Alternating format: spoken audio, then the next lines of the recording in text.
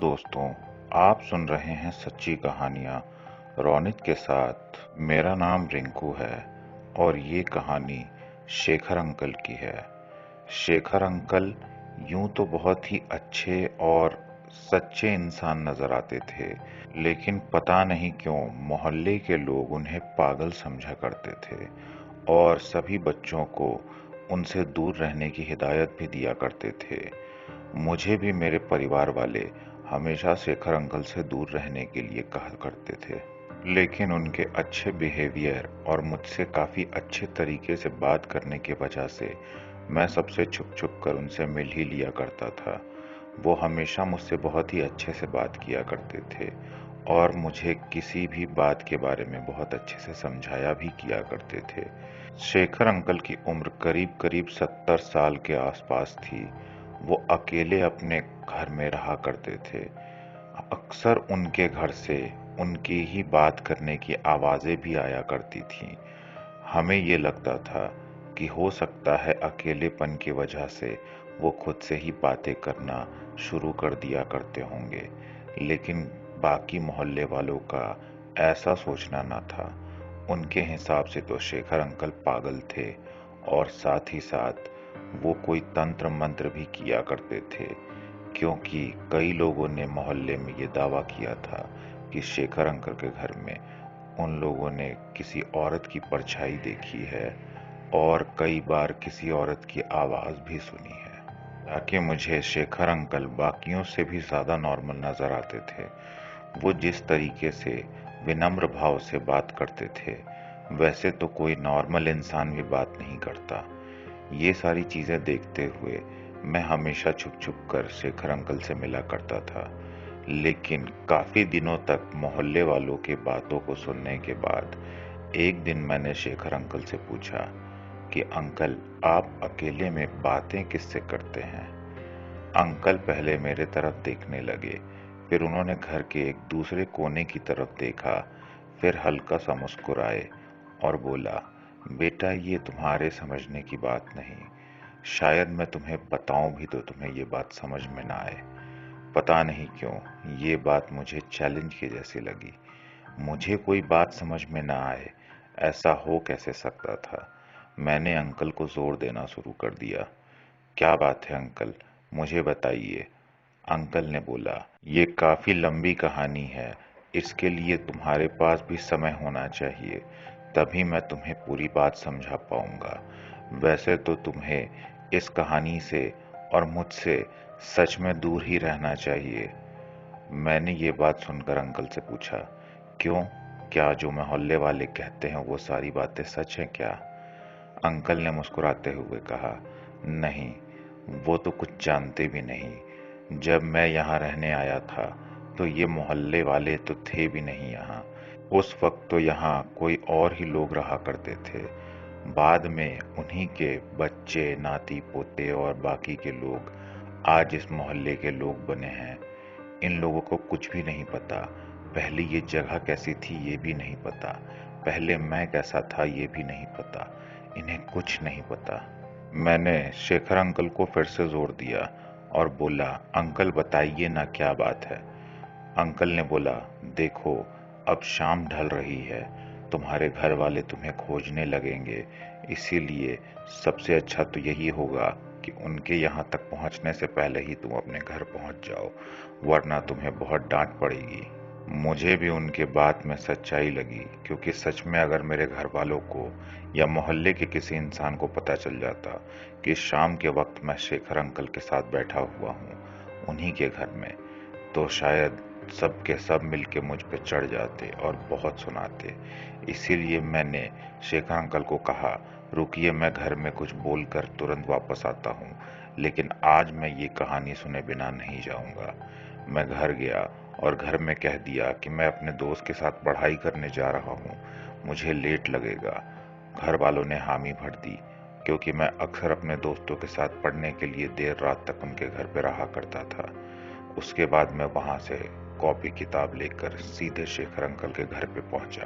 अब करीब करीब रात के 8 साढ़े 8 हो चुके थे। शेखर अंकल ने आज अपने साथ साथ मेरे लिए भी डिनर तैयार किया था और एक प्लेट एक्स्ट्रा। मुझे लगा उन्हें नहीं पता होने के कारण कि मैं कितना खाना खाता हूँ, उन्होंने मेरे लिए एक्स्ट्रा खाना बनाया होगा। लेकिन उन्होंने 3 प्लेटें सजाई। उन्होंने मेरे और एक और प्लेट में खाना डाला, लेकिन अभी तक अपने प्लेट में खाने को कुछ भी नहीं रखा। एक प्लेट को साइड में अलग से रख दिया और मेरे प्लेट को मेरे तरफ सरका दिया। मैंने पूछा, अंकल आप खाना नहीं खाएंगे क्या? ये तो आप ही की प्लेट है, तो खाना शुरू कीजिए।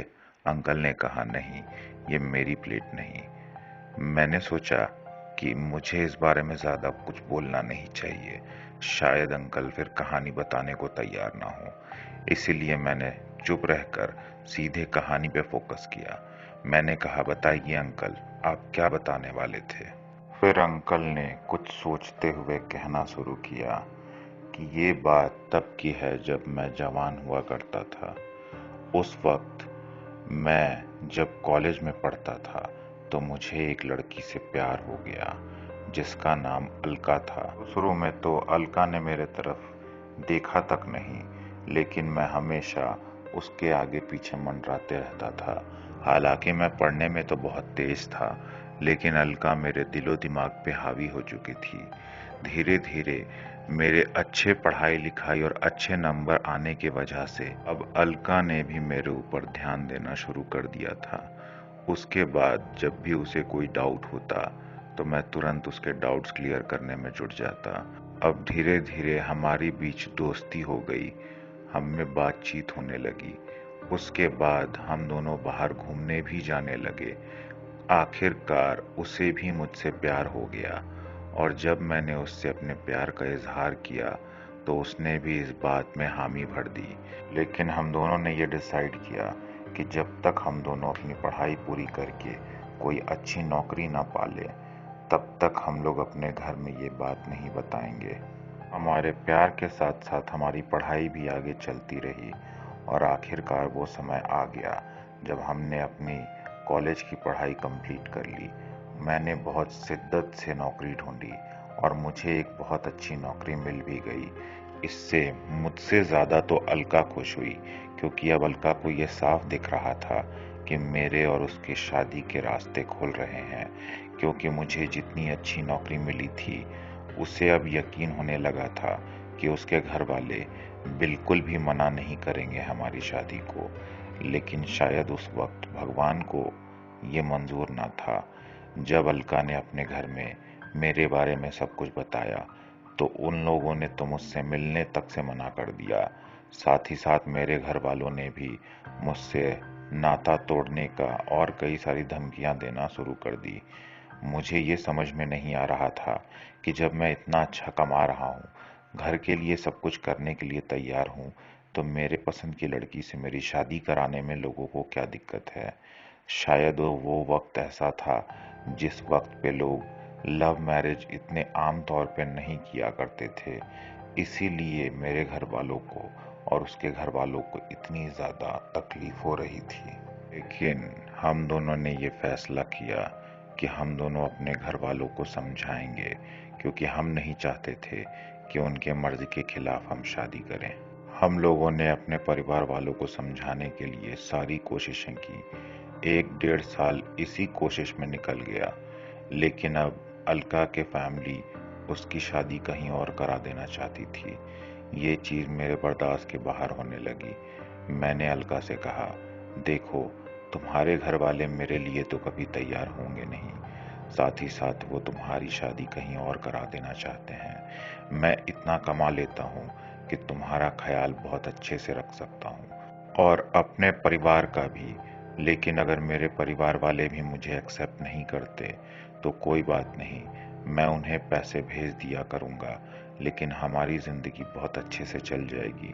अगर तुम्हें मुझ पे विश्वास है तो चलो हम दोनों शादी कर लेते हैं।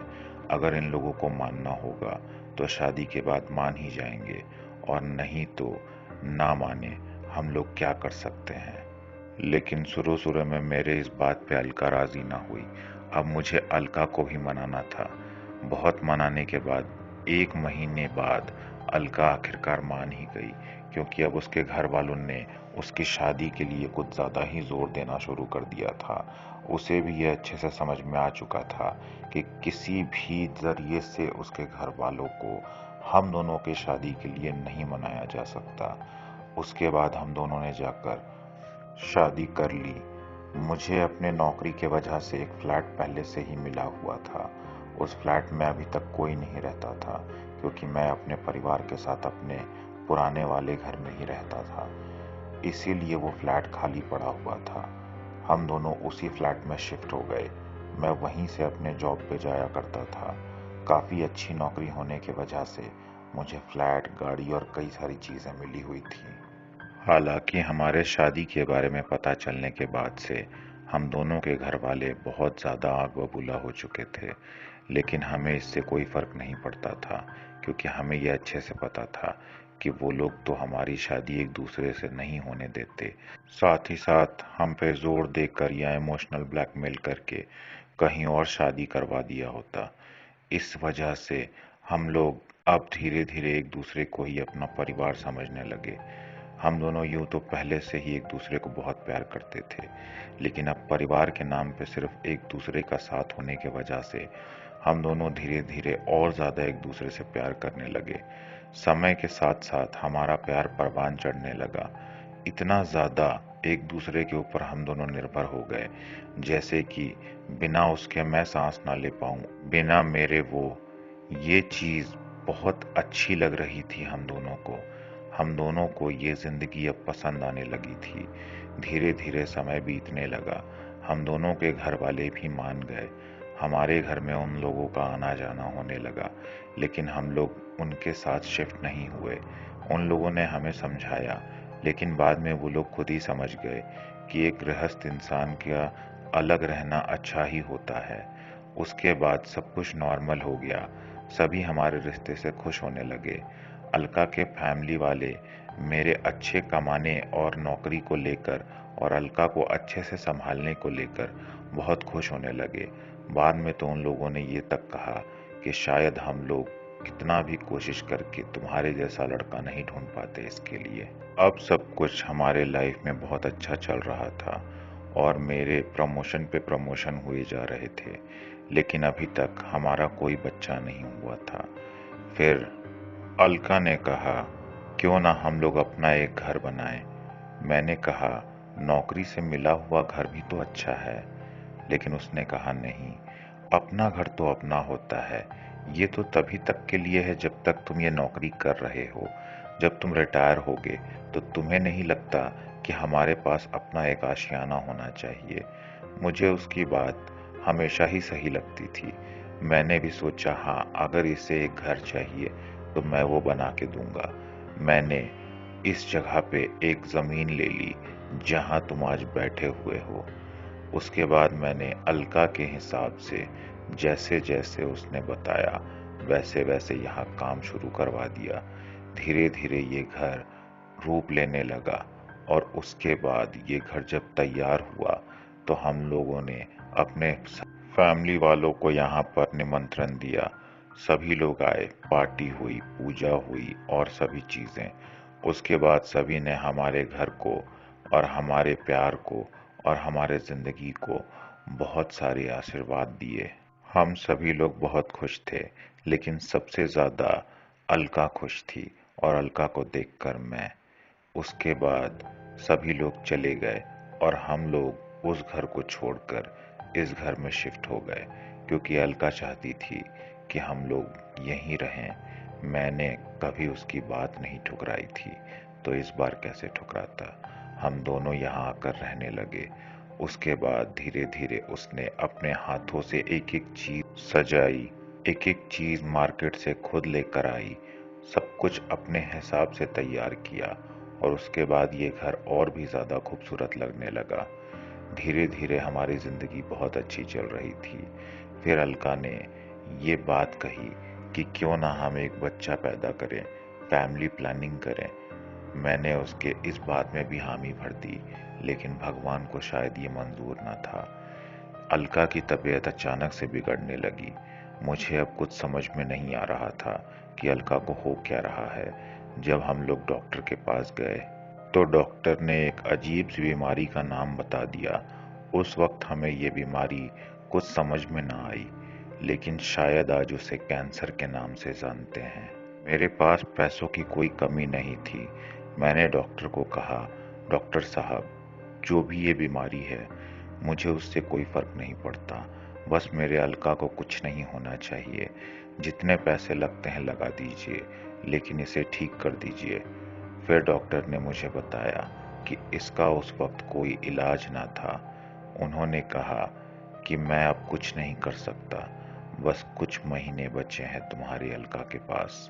उसे खुश रखो, उसे अच्छे से रखो, लेकिन अगर तुम चाहते हो कि कुछ महीने और उसके ज़िंदगी में जुड़ जाएं, तो मैं तो यही सजेशन दूंगा कि तुम उसे एडमिट कर दो। मैंने जब अलका को भारी दिल से ये बात बताई तो अलका ने साफ मना कर दिया। मैंने उसे समझाया कि देखो, मैं चाहे जो भी कर लूं, मैं अब तुम्हें अपने पास तो नहीं रख सकता, तो कम से कम कुछ दिनों और तुम मेरे साथ रह लो, चाहे उसके लिए तुम्हें हॉस्पिटल में ही क्यों ना रहना पड़े। अलका ने इस बात के लिए साफ मना कर दिया। उसने कहा, मैं रहूंगी, तुम्हारे साथ ही रहूंगी, लेकिन अपने घर पे, इस जगह पे नहीं। मुझे लगा अलका मेरी बात नहीं समझेगी, इसीलिए मैंने उसके परिवार की मदद मांगी। उसके परिवार को भी ये बात सुनकर झटका तो बहुत लगा था, लेकिन मेरे जितना नहीं।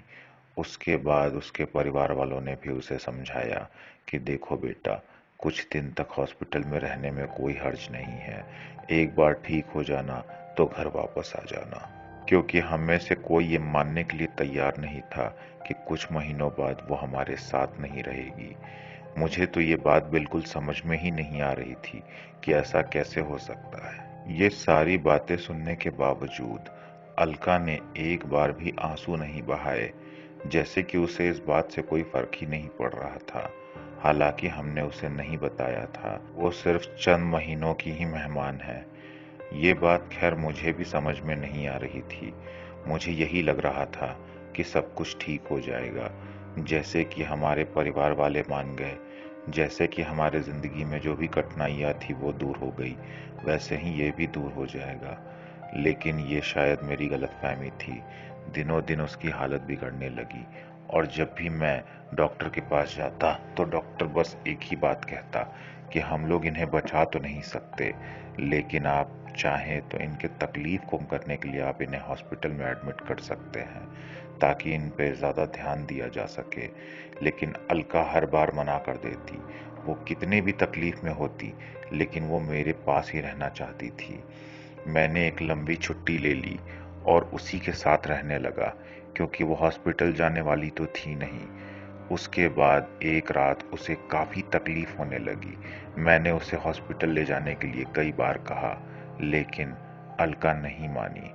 उसके बाद अलका ने कहा, देखो, याद रखना, चाहे कुछ भी हो जाए, कुछ भी, मैं हमेशा तुम्हारे साथ रहूंगी, मैं कभी तुम्हारा साथ नहीं छोड़ूंगी। अलका हमेशा एक बात कहती थी, जब भी हम उसे कुछ भी कहें तो वो बस इतना ही कहती थी, ठीक है, ठीक है और ठीक है। और उस वक्त भी वो बस यही दोहरा रही थी। मैंने उसे बहुत समझाया कि चलो एक बार हॉस्पिटल चलते हैं, इसमें कोई बुराई नहीं, लेकिन उसने कहा नहीं, तुम मेरे हाथ पकड़कर यूं ही बैठे रहो, मुझे बस यही चाहिए।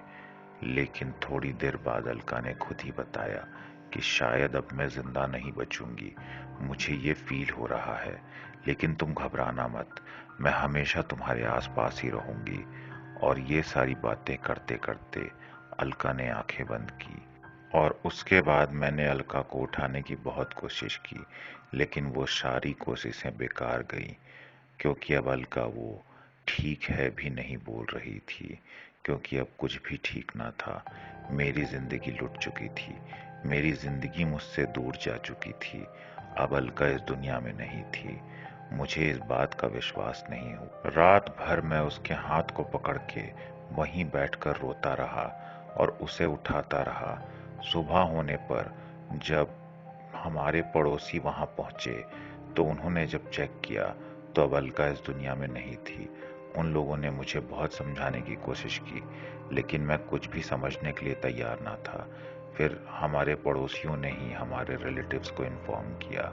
सभी लोग आए, सभी ने मुझे समझाने की बहुत कोशिश की, लेकिन मैं अलका के हाथ को छोड़ने के लिए तैयार ना था, क्योंकि वो तो मेरी अलका थी, जो कि मेरे सब कुछ थी।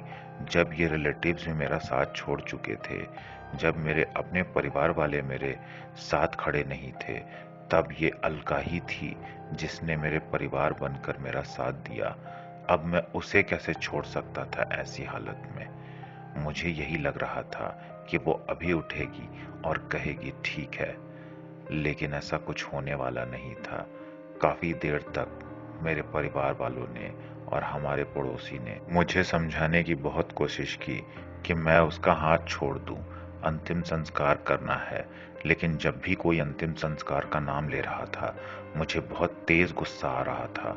मैं उन लोगों पे हमला करने लग रहा था, गुस्सा कर रहा था, चीख रहा था, चिल्ला रहा था, क्योंकि मुझे लग रहा था कि वो लोग उससे मुझे दूर कर देना चाहते हैं। वो लोग अब मुझे अपने दुश्मन की तरह नजर आ रहे थे।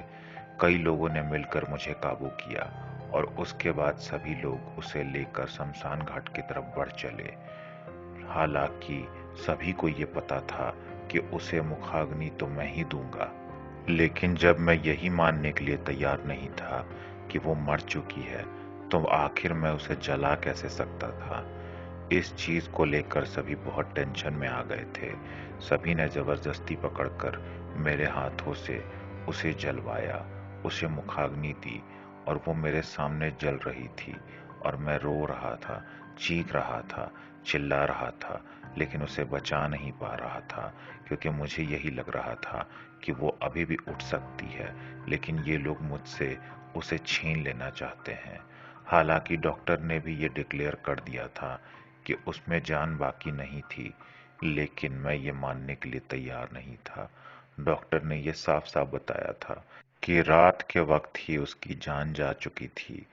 तब से मैं उसके हाथ को पकड़े यही उम्मीद कर रहा था कि वो जग जाएगी, लेकिन ऐसा तो कुछ होने वाला था नहीं, क्योंकि चमत्कार होते जरूर होंगे, लेकिन वो चमत्कार उस दिन मेरे जिंदगी में नहीं होने वाला था। अब उसके शरीर को पूरी तरीके से जलते हुए देखने के बाद मैं और फूट फूट कर रोने लगा, लेकिन मैं वहां से जाने के लिए तैयार ना था। मेरे घर वालों ने मुझे जैसे तैसे वहां से ले जाने के लिए कई लोगों की मदद ली। उसके बाद सभी लोग मुझे घर तक लेकर आए। बाकी के सारे कर्म कांड हो रहे थे और मैं बस उसे अकेले में बैठकर याद किए जा रहा था। मुझे ये समझ में नहीं आ रहा था कि क्या मेरे साथ जो हो रहा है वो कोई बुरा सपना है। मैं बस यही उम्मीद कर रहा था कि अभी कोई मुझे जगा देगा और मैं इस बुरे सपने से बाहर निकल आऊंगा, लेकिन ऐसा कुछ ना हो रहा था। कोई मुझे इस सपने से जगा नहीं रहा था, क्योंकि ये एक सपना नहीं, हकीकत था। जब भी कोई मुझसे बात करने आए या मुझे खाना खिलाने की कोशिश करे, तो मैं बस यही पूछता था कि उसने खाना खाया क्या? एक बार तो उससे मिलवा दो, एक बार तो उसका चेहरा दिखा दो, कहाँ है वो? सभी को लगने लगा था कि अब मैं पागल होने लगा हूँ, लेकिन मुझे पता नहीं क्यों लग रहा था कि वो मेरे आस पास ही है। सभी को यही लग रहा था कि मैं काफी ज्यादा सदमे में हूँ, इसीलिए मुझे ऐसा फील हो रहा है, लेकिन मुझे सच में ऐसा ही लग रहा था जैसे कि अलका मेरे आसपास ही कहीं है। धीरे धीरे वो 13 दिन भी कंप्लीट हो गए। सभी लोग अब जाने लगे, लेकिन मेरे घर वाले और अलका के घर वाले मुझे अकेला न छोड़ना चाहते थे, क्योंकि उन्हें पता था कि मैं खुद को संभाल नहीं पाऊंगा। इसीलिए उन्होंने मेरे भाई को मेरे साथ छोड़ दिया ताकि वो मुझे संभाल सके, लेकिन वो मुझे क्या संभालता? वो तो खुद ही मेरे हरकतों से परेशान होने लगा था। लेकिन उसने अपनी पूरी ताकत झोंक दी मुझे सही करने में। धीरे धीरे मैं नॉर्मल होने लगा। 1 महीने बाद मैं काफी हद तक नॉर्मल हो गया था, लेकिन मुझे हमेशा ऐसा ही लगता था जैसे वो मेरे साथ ही है। जब भी कोई मुझे किसी भी बारे में पूछता, तो मैं बस एक ही बात करने लगता कि वो साथ ही है, कहीं आसपास ही है, मुझे महसूस हो रहा है। अब भी सब यही समझ रहे थे कि मैं उस सदमे से नहीं निकला। मैंने कई लोगों को इस बारे में समझाने की कोशिश की कि उसके पास होने का एहसास मुझे हमेशा होता है और मैं गलत नहीं हो सकता। मुझसे ज्यादा यह एहसास कोई फील नहीं कर सकता। धीरे धीरे इस बात को 3 महीने हो गए। सभी लोगों ने मुझे समझाया कि अब तुम्हें जीवन में आगे बढ़ना है। तुम्हें आगे चलकर शायद किसी और से भी शादी करनी पड़ सकती है। लेकिन किसी और से शादी करने की बात तो दूर, अभी तक मुझे यही लग रहा था कि वो मेरे साथ ही है, तो मुझे किसी और की क्या जरूरत। मैंने इस बात पे ध्यान तक नहीं दिया। लेकिन सभी ने मुझे इस बारे में अब जोर देना शुरू कर दिया था कि अकेले कोई जिंदगी नहीं बिता सकता और तुम्हारी उम्र भी कोई खास नहीं है। तुम्हारी पूरी जिंदगी तुम्हारे सामने पड़ी हुई है। किसी न किसी से तो तुम्हें शादी करनी ही पड़ेगी। ये सारी चीजें अब मुझे खटकने लगी थी, क्योंकि इसमें सिर्फ मेरे परिवार वाले नहीं बल्कि अलका के परिवार वाले भी शामिल थे। वो भी मुझे इसी बारे में बोलते और समझाते रहते कि तुम्हें आगे बढ़ना होगा। अपनी जिंदगी को किसी मुकाम तक ले जाने के लिए एक जीवन साथी ढूंढना ही होगा। मैंने इस बात को टालना शुरू कर दिया। सभी लोगों ने कहा ठीक है, 1 साल तक तो वैसे भी तुम्हारी शादी नहीं हो सकती, क्योंकि 1 साल तक कोई भी शुभ कार्य नहीं हो सकता। लेकिन उसके बाद तुम्हें खुद को इस बारे में तैयार करना होगा। सबको ये चीज सताने लगा था कि अगर मैं पागल हो गया अकेले रहने की वजह से तो क्या होगा। इसीलिए सब लोग चाहते थे कि जल्द से जल्द कोई ना कोई मेरे जिंदगी में आ जाए जो कि मेरा ख्याल रखे और मुझे इस सदमे से बाहर निकाले। मेरे घर वालों ने मुझे अपने घर ले जाने की कोशिश भी की, लेकिन मैं इस घर से जाने के लिए तैयार न था, क्योंकि इस घर को मेरी अलका ने अपने हाथों से बनवाया था। एक एक चीज अपने हाथ से सजाई थी। सब कुछ उसी के हिसाब से बना हुआ था। इस घर का सपना उसी ने देखा था। साकार करने के लिए मैंने तो सिर्फ ईंट पत्थर जुड़वाए थे। ये घर उसी का है। मैं इसमें से कभी बाहर नहीं जाना चाहता था। इसीलिए मैंने अपने घर वालों को साफ मना कर दिया और शादी की बात तो मेरे कान पे जू की तरह भी नहीं रेंग रही थी। इन्हीं सारी चीजों के बीच मैंने अपने काम पे जाना भी शुरू कर दिया था, लेकिन वो मेरे दिमाग से निकल ही नहीं रही थी। उसके बाद धीरे धीरे 1 साल कंप्लीट हो गया, लेकिन आज तक मुझे ये समझ में नहीं आ रहा था कि ये लोग मुझे शादी के लिए क्यों बोल रहे हैं, क्योंकि मुझे उसका एहसास हमेशा होता था। मैं इस बात के लिए तैयार नहीं था कि वो मेरे साथ नहीं है। और उसने मरते वक्त कहा भी था कि मैं हमेशा तुम्हारे साथ रहूंगी। ये शरीर हमारे बीच में कभी नहीं आएगा। मरने के बाद भी मैं हमेशा तुम्हारे साथ रहूंगी। मैंने अपने घर वालों को हर कुछ समझाया। उसके घर वालों को भी सभी चीजें बताई, लेकिन वो लोग इन बातों पे विश्वास नहीं कर रहे थे। धीरे धीरे अब उनके समझाते और मेरे ना समझते हुए 2 साल बीत गए। धीरे धीरे 2.5 साल भी बीत गए, लेकिन 3 साल कंप्लीट होते होते तक उनका सब्र अब जवाब देने लगा था। उन लोगों ने जबरदस्ती मेरी शादी कहीं तय कर दी और मुझे इस चीज के लिए बहुत दबाव देना शुरू कर दिया। मुझे भी अब ये चीज लगने लगा था कि अगर वो मेरे साथ होती तो कभी ना कभी वो मुझे जरूर नजर आती, लेकिन वो कभी मुझे नजर नहीं आई और ना ही मैंने कभी भी उसकी आवाज सुनी। मैंने भी अपने और उसके घर वालों के दबाव में आकर हामी भर दी। महीने भर के अंदर ही उसके और मेरे घर वालों ने मिलकर एक लड़की ढूंढ दी।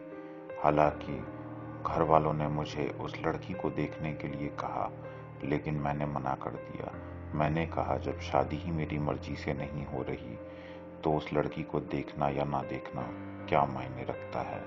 घर वालों के समझाने के बावजूद मैंने उसे देखने से मना कर दिया, क्योंकि जब शादी आप ही लोगों के मर्जी से होने वाली है तो उसे देखकर मैं करूंगा क्या।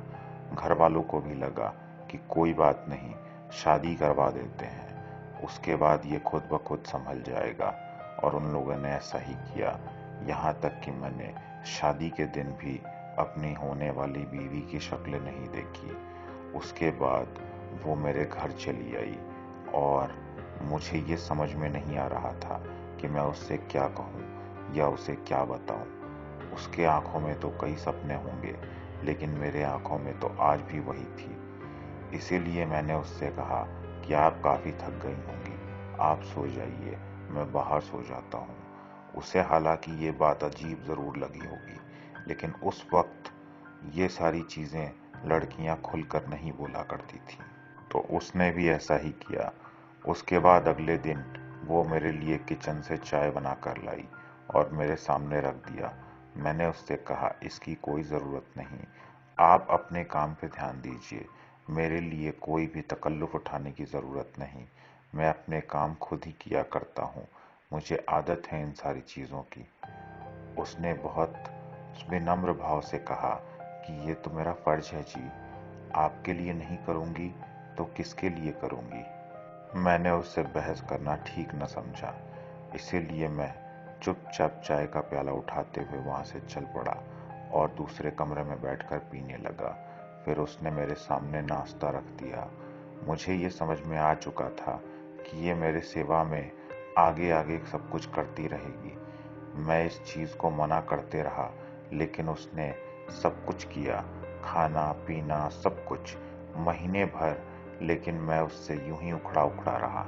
लेकिन पूरा 1 महीना हो जाने के बाद मेरे घर वालों ने समझाया कि इसमें उसकी कोई गलती नहीं, तो उसे क्यों सजा दे रहा है। वो तो दिन रात तेरे सेवा में लगी रहती है, फिर भी तू उसके साथ इस तरीके से बिहेव कर रहा है। मुझे भी अब ये लगने लगा कि इसमें इसकी तो कोई गलती नहीं। जब मेरी शादी इससे हो ही गई है तो इतना रूखा व्यवहार करना ठीक ना होगा। फिर मैंने उससे बातचीत करनी शुरू कर दी। कई दिनों तक बातचीत करने के बाद उसने मुझसे एक दिन ये सवाल पूछ ही दिया कि क्या बात है, क्या आप मेरे किसी हरकत से गुस्सा हैं? आप मुझसे ठीक से बात तक नहीं करते। आज हमारी शादी को 1 महीने से भी ज्यादा हो चुका है। आप क्या मेरे किसी हरकत से चिढ़े हुए हैं या आपको मुझसे कोई तकलीफ है? अगर ऐसी कोई बात है तो आप बताइए, मैं खुद को बदल लूंगी। फिर मैंने उसे समझाया कि देखो, तुम्हारी कोई गलती नहीं और तुम में कोई गलती नहीं, गड़बड़ी तो मेरे अंदर है। मैं ही हूं कि एक समय के एक चक्र में फंसा पड़ा हूं, वहां से निकलने को तैयार ही नहीं हूं। ये मेरी गलती है, मुझे कुछ समय दे दो, बस मैं तुमसे इतना ही मांगूंगा। कुछ दिनों में मैं खुद को सुधार लूंगा। उसने मुझे चुप कराते हुए कहा, नहीं जी, आप में कोई गलती नहीं, आप तो बिल्कुल ठीक हैं। अगर मेरे तरफ से कोई गलती हो तो बता दीजिएगा। मैंने कहा, नहीं नहीं, बस मुझे कुछ समय चाहिए और मैं तुमसे सिर्फ कुछ समय ही मांगूंगा। उसके बाद मैं खुद को शारीरिक और मानसिक रूप से दुरुस्त करके तुमसे जरूर बात करूंगा इस बारे में। उसी रात को जब मैं उसके कमरे में गया किसी सामान को खोजने के लिए, तो मैंने उससे पूछा कि वो चीज़ मैंने वहाँ रखी थी। तभी उसने जवाब दिया, ठीक है। और ये चीज़ मुझे बहुत अजीब लगी, क्योंकि वो इस तरीके से बात नहीं करती थी। इस तरीके से तो मेरी अलका बात किया करती थी। मैंने उससे पूछा, क्या कहा तुमने? उसने कहा, ठीक है। मैं तुरंत उस कमरे से बाहर निकल गया। मुझे लग रहा था कि ये फिर से मेरे दिमाग का फितूर है, क्योंकि इस चीज़ में मैं काफ़ी लंबे समय से फंसा हुआ था। ये चीज़ मुझे लग रही थी कि अब मेरा दिमाग मेरे साथ खेल रहा है। मैंने उस रात भी बाहर ही दूसरे कमरे में बिताई। उसके बाद मैंने अगले रात को भी उससे कुछ पूछा और उसने यही जवाब दिया, ठीक है। मुझे ये समझ में नहीं आ रहा था कि अब मेरे साथ हो क्या रहा है। फिर मैंने सोचा, हो सकता है कि इसे भी ये बात कहने की आदत हो, लेकिन बिल्कुल उसी लहजे में जैसे कि वो कहा करती थी। ये थोड़ा अजीब था। फिर मैंने दिन में इस बारे में उससे बात की। उसने कहा, नहीं जी, मैंने तो नॉर्मल तरीके से ही आपके बातों का जवाब दिया था। मुझे लगा हो सकता है ये मेरे ही दिमाग में चल रहा हो। फिर धीरे धीरे हमारी बातें थोड़ी अच्छे तरीके से होने लगी।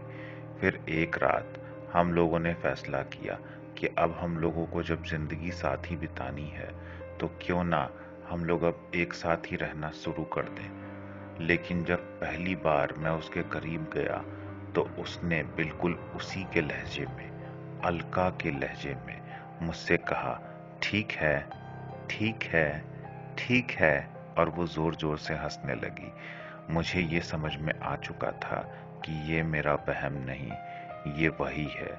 मैं तुरंत वहां से भागकर बाहर के कमरे में चला गया और दरवाजा बंद कर लिया, क्योंकि मुझे पता था कि अब वो सच में आ चुकी थी। अगले दिन मैंने अपने घर वालों को ये बात बताई, लेकिन घर वालों ने मुझ पे विश्वास करने से मना कर दिया। उन्हें लगा ये मेरे दिमाग का फितूर है। इसीलिए मैंने घर वालों को ये समझाया कि अगर आपको मेरे बातों पे विश्वास नहीं होता तो आप रात में यहाँ पर रुक कर देख लीजिए। पहले तो मेरे बातों के लिए कोई तैयार नहीं हुआ, लेकिन फिर सबने सोचा कि एक बार अगर ये चीज़ कर लिया जाए तो उसके बाद शायद मेरे दिमाग का फितूर भी निकल जाए। इसीलिए सभी लोग मेरी बातों के लिए मान गए और रात होने के बाद सभी ने उससे बातें करने की कोशिश की। शुरू में तो उसने किसी के बातों का कोई जवाब नहीं दिया, लेकिन एक समय के बाद फिर उसने बिल्कुल उसी के लहजे में बोलना शुरू कर दिया। अब सबको ये लगने लगा था कि शायद मेरे वजह से या मेरे बातों को सुनकर वो बिल्कुल अलका की तरह बिहेव कर रही है। अगले दिन सभी को उसमें काफी बदलाव नजर आने लगा और अब उसकी तबीयत भी काफी बिगड़ने लगी थी। इस चीज को मद्देनजर रखते हुए सभी ने उसे डॉक्टर के पास लेकर जाने का फैसला किया। मैंने भी उस वक्त इस चीज के लिए कुछ नहीं कहा, क्योंकि मुझे पता था कि आखिरकार सभी को ये बातें समझ में आ जाएंगी। डॉक्टर के पास जाने के बाद वैसा ही हुआ। डॉक्टर ने सब कुछ चेक करने के बाद कहा कि इसे तो कुछ भी नहीं हुआ है, शायद किसी चीज का सदमा लगा है या फिर कोई और बात, लेकिन मेडिकल टर्म में हम इसे एक्सप्लेन नहीं कर सकते। अब बाकी लोग भी कुछ नहीं कर सकते थे, इसीलिए उसे लेकर चुपचाप हम लोग अपने घर चले आए। लेकिन उसके बाद उसकी तबीयत और ज़्यादा बिगड़ने लगी और उसकी बिहेवियर में भी बहुत ज़्यादा बदलाव आने लगा। कई सारी चीज़ें जब उसने बिल्कुल अलका की तरह करना शुरू कर दिया, तो अब मेरे घर वालों को और अलका के घर वालों को भी ये साफ समझ में आने लगा था कि ये कोई बीमारी नहीं, ये वही है, वो वापस आ गई है। उसके बाद अगले दिन सभी एक बाबा के पास उसे लेकर गए। शुरू में तो बाबा को कोई भी जवाब देने से उसने साफ मना कर दिया, लेकिन जब बाबा ने काफी जोर दिया तब उसने बिल्कुल अलका की तरह बात करना शुरू कर दिया और उसने बताया कि मैं अपने पति को मरने से पहले ये बोल कर गई थी कि मैं कभी तुम्हारा साथ नहीं छोड़ूंगी और हमेशा तुम्हारे ही साथ रहूंगी। लेकिन सभी को ये बात समझ में नहीं आई। सभी को लगा वो सिर्फ कोरी बातें थीं, लेकिन मैंने अपने बात को बहुत सीरियसली लिया था और इसीलिए मैं हमेशा इसके साथ ही रहूंगी। मैं इसे छोड़कर कभी नहीं जाऊंगी और जो भी मेरे और इसके बीच में आएगा उसे भी जिंदा नहीं छोड़ूंगी। अब सभी को ये बात साफ साफ क्लियर हो चुकी थी कि वो इस लड़की की जान लेने की कोशिश कर रही है, क्योंकि उसे इस बात का गुस्सा था कि आखिर मैंने किसी और को पसंद कैसे कर लिया। उसे ये बात बिल्कुल बर्दाश्त नहीं थी कि मैं उसे छोड़कर किसी और को पसंद कर लूं। मैंने उसे बहुत समझाने की कोशिश की, लेकिन वो कुछ भी समझने के लिए तैयार ना थी। बाबा ने भी कई कोशिशें की, लेकिन उसका बस एक ही कहना था कि मैं तो सिर्फ प्यार की खातिर यहाँ पे रुकी हूँ और ये मेरे प्यार को ठुकरा कर किसी और के साथ जिंदगी बिताने की कोशिश कर रहे हैं। मुझे ये बात बिल्कुल पसंद नहीं आई, इसीलिए मैं इस लड़की को नहीं छोड़ूंगी। बाबा ने समझाया इसमें इस लड़की की कोई गलती नहीं, लेकिन अलका मानने के लिए तैयार ना थी। उसके बाद बाबा ने अपने तंत्र मंत्र का सहारा लेने का सोचा और बाबा जो भी मंत्र पढ़ते वो भी वही मंत्र पढ़कर बाबा पे हंसने लगती, जैसे कि उस पे कोई असर ही नहीं हो रहा था। काफी देर तक कोशिशें करने के बाद बाबा ने कहा, ये प्यार की ताकत है बेटा, मैं इसका कुछ नहीं बिगाड़ सकता। ये सच में तुझसे बेतहाशा प्यार करती है। बेइंतहा प्यार करती है। इसका कुछ बिगाड़ना मेरे बूते का नहीं। हालांकि ये तुझसे प्यार तो करती है, लेकिन ये किसी की जान लेने की कोशिश कर रही। ये बात बिल्कुल भी ठीक नहीं। इसीलिए सभी ने मिलकर अलका को समझाया और मैंने उससे कहा कि मैं तुमसे वादा करता हूँ कि आज के बाद से मेरी जिंदगी में कोई भी नहीं आएगा। सिर्फ तुम इसकी जान बख्श दो, क्योंकि ये मासूम है, इसकी कोई गलती नहीं। काफी देर समझाने के बाद अलका ने उसे छोड़ दिया और उसके बाद आज तक अलका मेरे साथ ही है।